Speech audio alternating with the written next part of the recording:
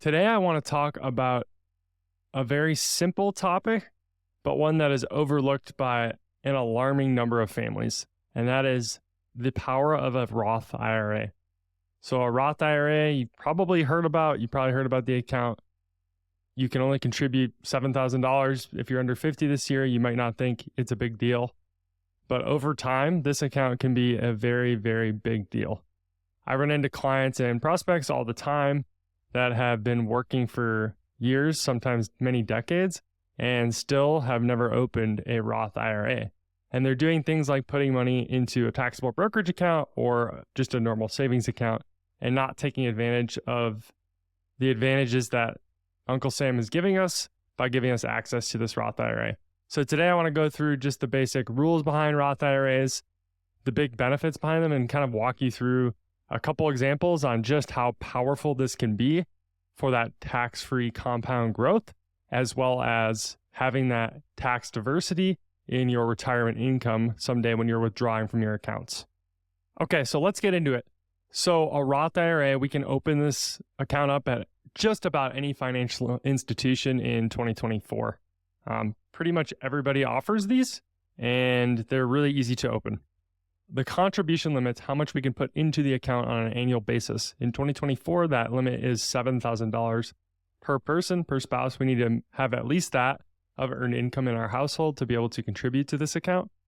For those that are over 50, we can make a catch-up contribution of an additional $1,000, which makes it an $8,000 limit for 2024. There are income limits to making contributions to these accounts. So for single people, it is $161,000 of MAGI, which is modified adjusted gross income. And for married filing jointly, it is $240,000. So if you are over that, congratulations, you make great money. You cannot contribute directly to a Roth IRA. And this is a mistake I see a lot. People that are climbing income brackets very, very quickly, they don't realize, I couldn't make that Roth IRA contribution until it's too late. And they go at tax filing time and now they've over contributed. They've made an illicit contribution to the Roth IRA. And now they have to go through the hassle of taking that out and potentially paying penalties. So be careful of what your income's going to be. This is why tax planning and being proactive in your tax situation is important. If you are over those limits, you can do what's called a backdoor Roth IRA.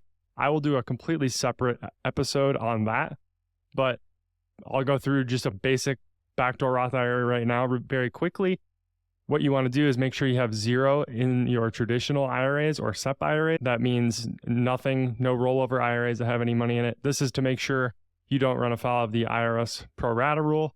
So when we convert your contribution from traditional to Roth, we want that entire contribution to be non-taxable. If we have a balance in our traditional IRA, some of that contribution will become taxable. So assuming we have nothing in traditional IRAs, we want to make a non-deductible traditional IRA contribution. Let's say it's 2024, we want to make that for $7,000. We then want to convert that to a Roth IRA. We can do that the next day. Then we want to just make sure when we go to file taxes, this is a very key step. We file Form 8606 with our CPA, our tax preparer, TurboTax, to properly report that non-deductible contribution. So we want to make sure that that doesn't get coded. That conversion, depending on where you're doing it, can sometimes get coded as a taxable event, right? We're not taking a deduction for that contribution. We're not paying any taxes on the conversion. So that's a backdoor Roth IRA. We'll do a whole separate episode on that. But let's go on to the benefits of a Roth IRA. So there's three main benefits that I see. One is tax-free growth. So this is decades and decades, hopefully, of compounding tax-free in an account that you'll never have to pay taxes on. So if we have a taxable brokerage account, if we have rental real estate, anything that kicks off dividends, stocks, bonds, these are all taxed, sometimes as ordinary income, sometimes as qualified income or long-term capital gains. But in a Roth IRA, everything under that umbrella will be tax-free as long as it's in the account, and will be tax-free on the withdrawal. So that's the number two benefit, is tax-free withdrawals. And the key with this is it gives you a lot of optionality in your retirement. So I'll go through an example in more detail and kind of show you what that looks like. The third benefit is you have flexible investment options. So we can hold this Roth IRA at any financial institution.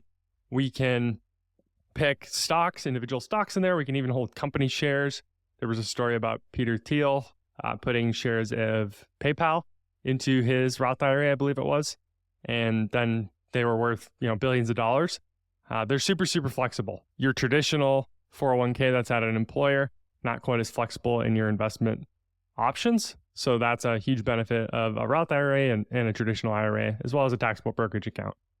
Okay, let's talk about withdrawals. So that's sometimes what stops people from contributing to a Roth IRA, is that they are afraid that I'm locking this money up until I'm 59 and a half and I can't touch it ever. And when you're in your 20s and 30s, there's a lot of fun things happening in life, and maybe you don't want to lock that money up. We need to remember, though, that we can withdraw our contributions to a Roth IRA at any time. This is super key to think about when you're thinking about where to put cash, because if we contribute $7,000 in 2024, sure, that will grow hopefully over time, obviously many decades, and maybe we're a little afraid of locking that money up. But we need to remember, if something happens 3 years from now and I need that $7,000 back, along with maybe some other contributions I make in future years, I can take that out tax-free, penalty-free. Those are contributions. We can touch those at any time. So I don't think people quite understand that piece. And there's a huge distinction between contributions and earnings. So on that note, let's get into those earnings. When can we touch those earnings before 59 and a half? So the first thing, 59 and a half, anytime we're over that, we can touch those earnings. Below that, if we're younger than that, there's a list of exceptions to this rule where we can touch those earnings. So I'll go through these really quick. Disability, so a permanent disability. Death, obviously your heirs can now touch that Roth IRA. First-time purchase of a home up to $10,000. Education for a spouse, yourself, children, or grandchildren. Birth or adoption of a child up to $5,000. Medical expenses that exceed 7.5% of your adjusted gross income, or AGI. Health insurance for those who are unemployed.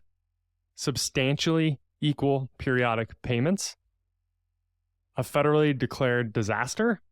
An IRS levy, or a very applicable one to military, a qualified reservist that is called up to active duty for 180 days or more. So those are all the exceptions that might apply, and again, should give you a little bit more comfortability when contributing to this account, because if stuff happens, bad stuff happens, there are lots of exceptions to cover you, right? We can withdraw contributions at any time, and then those earning components, there's tons of exceptions that may apply to us. Okay, so now I want to walk through an example to show you just how powerful a Roth IRA is and how powerful that tax-free growth and compounding is over many, many years. So if we assume that two spouses contribute $7,000 each to a Roth IRA for 40 years at a 10% average rate of return of the S&P 500 over really, really long periods of time, that future value of that Roth account will be $6.19 million. If we assume that couple instead contributed to a taxable brokerage account in the same amount, typically we can assume the tax drag on that account. So dividends will be taxed as qualified dividends. That account will grow, but it won't grow at the same rate as it would in a Roth account, because you're going to have to pay tax on all those dividends that you're reinvesting. So the tax drag we can assume on average is around 1%. If instead we assume they do that taxable brokerage account, they're going to end up with $4.73 million. So just by using a Roth IRA, choosing the proper account type, and being proactive about their contributions, they're going to end up with $1.465 million more dollars in their account. Now, if we make this even more drastic and assume that maybe this couple doesn't even want to invest in the markets because they're afraid of the stock markets, and instead they put money into a high yield savings account instead of putting it into a Roth IRA. So on average, let's say they get 3% in a high yield savings account. So the difference between 10% in a Roth IRA in the S&P 500 and a high yield savings account of 3%, that difference is going to be 7% per year.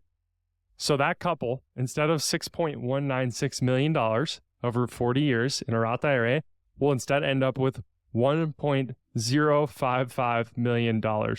So they will have a gap of $5.14 million because they weren't investing in the markets and they weren't putting it into a tax protected account like a Roth IRA. So just wanted to walk through this and show you just simply how powerful that tax protected, tax-free growth is, especially when you're putting that to work in the stock market. Next, I want to talk about the retirement income diversity and why that is so important and show you an example of that. So let's assume a retiree couple is 74 years old. Their taxable income for the year, their adjusted taxable income for the year that they're planning to take from their traditional IRAs is $227,860. They are in the 15% tax bracket. So a lot of that money is being paid at that 15% rate marginally. So from $126,000 all the way up to $227,000. Let's assume that this couple wants to take their whole family, we're talking kids, grandkids, everybody, on a European cruise vacation. One of those Viking cruises, they want to take the whole group. Let's say it's 20, 25 people. This might cost $30,000, $40,000, but they're 74. They want to do it. It's really important to them, travel, time with family. Love it. But that's going to cost them let's say $40,000. If they don't have any Roth money, let's assume they don't have a large taxable brokerage account to pull from. If they don't have any Roth money to pull from, they have to pull from their traditional IRA. And what's that going to do to their taxable income this year? It's going to drive it up by $40,000. The next tax bracket starts at $236,000. So they're about $9,000 away from that next tax bracket. If they withdraw $40,000, they're going to drive themselves well into that next 25% tax bracket with this $40,000 withdrawal to take their family on the vacation. So they're going to have to force themselves to pay 25% on that withdrawal.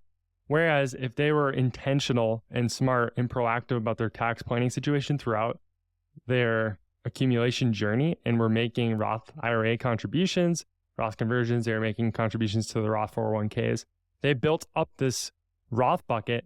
And instead, if they had a couple $100,000 in there, they could withdraw $40,000, no problem. It wouldn't affect their tax situation in the slightest. And if we roll back the clock, maybe they really paid taxes on that money in their 20s or 30s at a much lower rate than 25%. So if you see they have tax bracket arbitrage, it's giving them tax diversity in retirement, having that Roth bucket, but also potentially, it's different in every situation, but potentially they would have paid at a much lower rate than 25% when they made those contributions in their working years. So just wanted to show this as an example of, especially in retirement, especially when you are close to those income thresholds for the next tax bracket, having the Roth bucket to pull from is super, super powerful. So just wanted to show an example of why this is so powerful, especially when you get into retirement. It just gives you so much optionality and flexibility in that retirement income. So to wrap it all up and tie it together, a Roth IRA is a really, really powerful account. It's simple. Anyone can open one at any institution. You should be doing everything you can to get money into Roth accounts each and every year. Uncle Sam only gives us so many deals, so much each year that we can contribute to this account type. We should be taking advantage of it. It makes a huge difference, as I showed you, with the compounding tax-free growth, as well as giving us that retirement income flexibility and optionality as to what account types to pull from and how that affects our tax situation. So the three main benefits, again, tax-free compounding growth, retirement income flexibility, and investment flexibility. Let me know if you have any questions about this. I hope this was helpful for you. If you are listening, let me know if you have any questions about this. I hope this was helpful for you. If you're listening on Apple or Spotify, it would really help if you rate and review the show or share with a friend. Thank you so much for being here, and we'll be back next week with another episode.